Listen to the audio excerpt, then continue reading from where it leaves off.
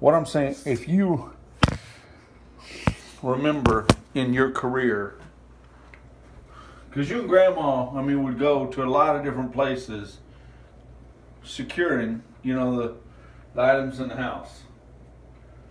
So, like, what would be an item that would be in your Hall of Fame?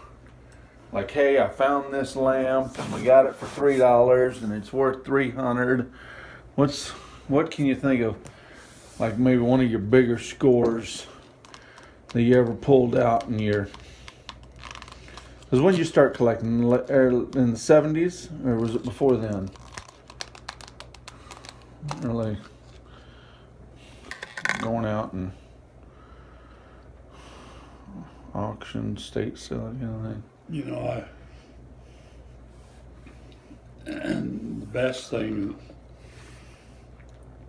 that we ever came up on, one of the best things, was a CS 106, 105. Sounds like an airplane. Which was an American Eagle Budweiser Stein, first of a series of 8. What kind of age is that? Because I thought you said the Christmas Steins have only been going for 30 years or so. Is this an older Stein? No, it's a different series Stein. And this was one of the first series, different series. Would have been about 19. What kind of age was on it? Well, anyway, we were out checking out garage sales and yard sales and things like that. We were driving down around Richmond. We were out in the country. You were in Texas? Yeah. And there was an old building that looks like it used to be one of the first service stations. And a couple black ladies had stuff sitting out and had stuff inside. And Betty went inside and was digging through a box, and she found this Stein that still had, it wasn't in the box, but it still had the paperwork describing the Stein.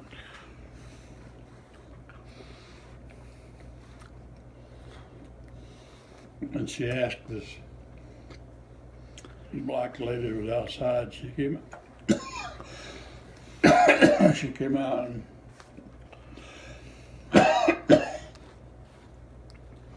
Betty said, "How much do you want for this?" She got a little spiral notebook and she said, "No, that was my son." And he wanted $6 for it.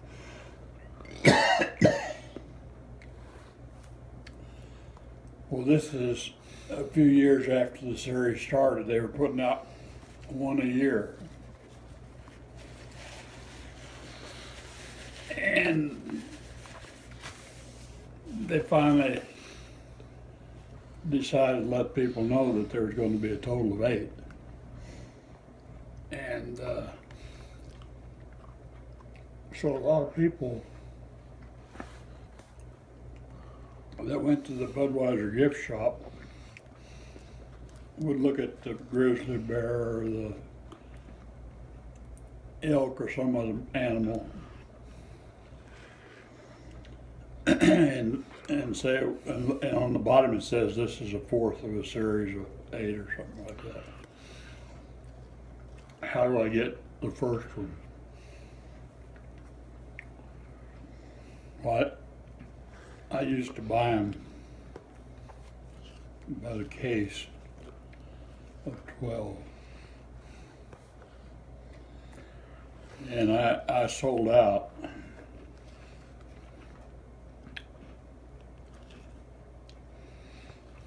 And they sent a woman to my house from the gift shop wanting one, or maybe they called. And with all my dealings, I actually had sold one and I never did get it in a box, so I still had the box.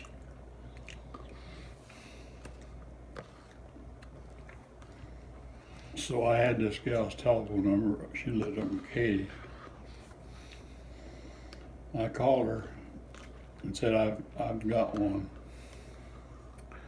Oh, the first She one says, that Grandma yeah. had got. Yeah, okay. She says, how much? I think it was $240. And she says, I'll be there this afternoon.